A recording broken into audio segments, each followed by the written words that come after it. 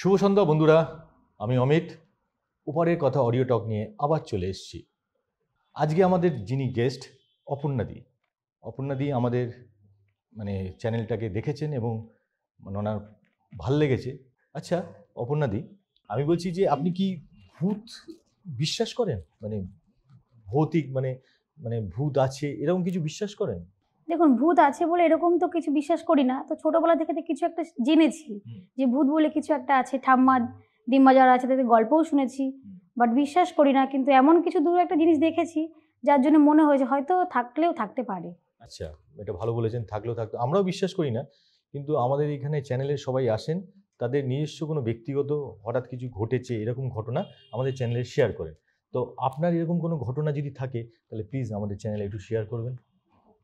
তো আমি আমার হাজবেন্ডের সঙ্গে কাঁচরাপাড়ায় মার্কেটিং করতে গেছিলাম পুজোর সময়। আচ্ছা আচ্ছা আচ্ছা। তো পুজোর সময় ফিরতে ফিরতে আমাদের ঠিক 12টা বেজে গেছে।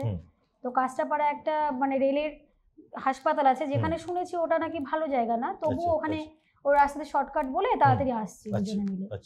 এবার যখন আসছি আমরা দুজনা, তো আমি প্রথমে অত ফিল করিনি, দেখছি একটা গাছের গুড়ি আছে রাস্তার পাশে, এরকম থাকে আর কি, সেরকম আছে।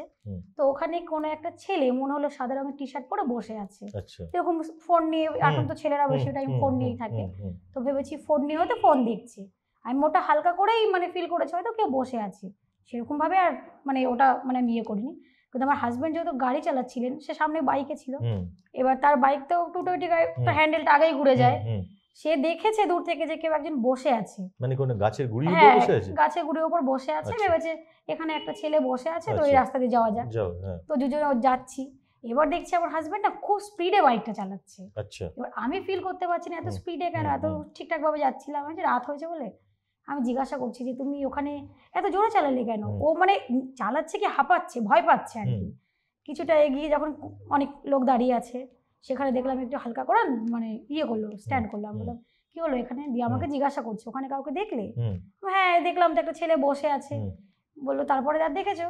বলছে হ্যাঁ দেখলাম বসে আছে, ওরকম ফিল করিনি। তখন আমার আইডিয়া হলো যে হ্যাঁ দেখলাম, তারপর তো দেখতে পেলাম না। ও পরে আর দেখতে পাননি? না আমি সেরকম একটা ভাবে দেখিনি আর কি। আমি দেখেছি যে বসে আছে, পরে যে ওখানে নেই সেটা হয়তো দেখেছি, ওরকম ফিল করিনি তখন আর যে কিছু একটা ভূতের কিছু একটা হতে পারে। আমার হাজবেন্ড তখন বলছে যে ওখানে যেন একটা ছেলে ছিল, আমি দেখে বাইকটা ঘোরালাম কিন্তু ওখানে আর কেউ নেই। আর ওখানটা এলাম না, যেরকম বাইক চালাচ্ছে তবু মনে হচ্ছে গাটা যেন ভারী ভারী হয়ে যাচ্ছে, একটু ভয় পাচ্ছে। তখন আমি ফিল করলাম যে হ্যাঁ হয়তো ছিল না, আমি তো সেরকম একটা ভাবে দেখিনি ওনাকে। তখন বাড়ি আসতে অনেকটা সময় লেগেছে, সেই রাস্তাটা আসছি না, দুজনেরই একটু ভয় ভয় লাগছে, অন্যরকম ফিল হচ্ছে। এটা আমি ভাবছি যে হয়তো ওখানে কেউ বসেছিল, হঠাৎ করে সাডেন হয়তো ওখান থেকে সরে যেতে, এটাও হতে পারে। ওখানে কেউ ছিলেনই না, যেহেতু ওখানে রেলের হাসপাতাল, সবাই মোটামুটি বলছে ওখানে ওরকমই নাকি মাঝে মাঝেই দেখা যায়। এবার আমরা তো সেরকম ভাবে, আমরা হাজবেন্ডও জানে যে ওই রাস্তা থেকে সেরকম আমরা আসা যাওয়া করি না। এবার যেহেতু রাত হয়ে গেছে, তাড়াতাড়ি আসতে হবে, ফিরতে হবে, সেরকম ভাবে ফটাফট আসছে। এবার সেই ক্ষেত্রে ভীষণ ভয় পেয়ে গেছে। আর একটা ঘটনা আছে যে আমার হাজবেন্ড বিল্ডার্সে বিজনেস করে, এবার ওদের তো রাতে ইট পাথর এরকম সব যায়। এবার আমাদের যে ড্রাইভার দাদা, ওই দাদা এক জায়গায় জন্মদিনে গেছে। এবার সবাই মোটামুটি জন্মদিন করলে এখন সবাই খুব ইয়ে করে। এবার ওরা রাস্তার মধ্যে বাইকের উপর কেকটা রেখেছে। কেকটা রাখলে দূর থেকে দেখছে একটা বউ দাঁড়িয়ে, একটা মনে হচ্ছে সে দাঁড়িয়ে আছে লাল কাপড় পরে।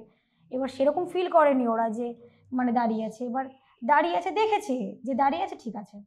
এবার কিছুক্ষণ পরে দেখছে নেই, ওরা ভিডিও করছে, কিন্তু ভিডিও করছে যে সবাই মোটামুটি ভাবছে কি 3-4 জন ছিল, তো ওরা ভয় পাচ্ছে যে দেখি তো ব্যাপারটা কি। ভিডিও করছে, ভিডিওতেও দেখা যাচ্ছে একটা বউ দাঁড়িয়ে আছে দূর থেকে। তারপরে আবার দেখা যাচ্ছে যে সেখানেই সাদা রঙের একটা অন্যরকম দেখতে সেরকম কিছু একটা দেখা যাচ্ছে। কিছুক্ষণ পরে কিছুই নেই, ওরা কিন্তু সমানে ভিডিওটা চালিয়ে যাচ্ছে। কিছুক্ষণ পরে কিছুই নেই, খুব কান্না করছে। এবার নুপুর বাজছে আর সমানে কাঁদছেই। এবার সেটা দেখে ওদের একজনের পিঠে এরকম ক্র্যাশ করে দিয়েছিল আর কি, নখ দিয়ে। ওরা তো দাঁড়িয়ে আছে, কিন্তু ওর পিঠটাতে পরে ওরা ইয়ে করেছে, ব্যথা করছে। টি শার্টটা উল্টে দেখে যে ওর পিঠে ওখানে নখের দাগটা দিয়ে। এরকম হয়েছে ঘটনা? এটা সত্যিই হয়েছে, এটা একদম রিয়েল কথা। আশ্চর্য ব্যাপার। এবার আমাদের সেই রাত্রিবেলায় ওরা আমাদের ভিডিওটা পাঠিয়েছে, দাদা কালকে তো সকালে আর যাবো না, দেখো এরকম হয়েছে। তো আমরা দেখেও বিশ্বাস করিনি, কিন্তু না ওরকম তো আর ফোনে তো ওরকম হবে না। তখন দেখলাম যে না এটা সত্যি কথা। তো পরের দিনে সে পিঠটাও আমাদের দেখালো যে পুরো নখের দাগ বসে গেছে। হ্যাঁ, বাহ, সুন্দর একটা ঘটনা উনি আমাদের শেয়ার করলেন চ্যানেলকে। এবং এই ধরনের ঘটনা অনেকের সাথেই ঘটে, অনেকে হয়তো বলতে পারেন বা বলতে পারেন না বা শেয়ার করতে পারেন না। অপর্ণাদি খুব মানে ভালোভাবে উনি বললেন ঘটনাটা। তো আজ এখানেই শেষ করছি, আবার আরেকদিন দেখা হবে ওপারের কথায়, প্রত্যেক রোববার ঠিক রাত 10টায়। শুভরাত্রি।